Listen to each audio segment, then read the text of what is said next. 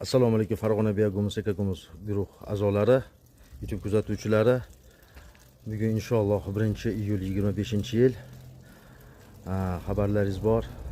Ukrainadan, Poltavadan оборудование AVS 100 biogumuzda nano texnologiya bo'yicha suyuq biogumuz ishlab chiqarish bo'yicha оборудование olib kelganmiz. Xudo xolasa shuni hozir ko'rsatmoqchimiz. Birinchi 5 xil namuna oldik. Shularni sizlarga bir ko'rsatmoqchiman.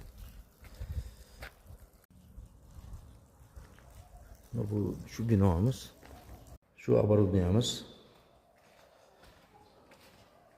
İlk namunalarda oldik bundan. Endi ba'da hozir mikser bo'ladi, shnak bo'ladi, nasos, shnaklar uchun, mikser uchun bular bugunning o'zida polni yig'ib olamiz.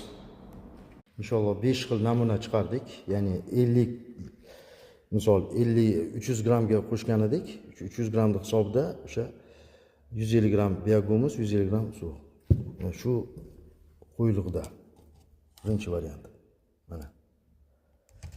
İkincisi 60 ga 40.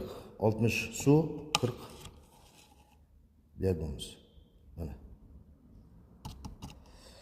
Bunisi 30 ga 70 ga 30. Mana. Bunisi 75 ga 25. Bunisi 80 ga 20. Bu ajoyib narsa, asatga ham bo'lmas ekan. Nihoyatda zo'r chiqdi. Bu obrazetslar mana 50 ga 50 obrazets.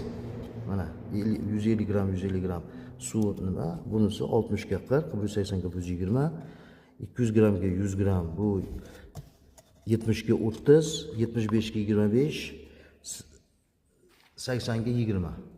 Xudo xolasa buni mutaxassislar yana bir maslahatlashib, analizlarda sertifikatsiyaga berib yuborsak, xudo xolasa shu 3-4 kun ichida o'sha производствоni boshlaymiz. Xudo xolasa bir kunda vyrobotkasiga kamida 2 tonna, 3 tonna chiqarar ekan. Xudo xolasa katta zakazlar bo'lsa, ishni boshlab yuboramiz. Bizni kuzatib turinglar.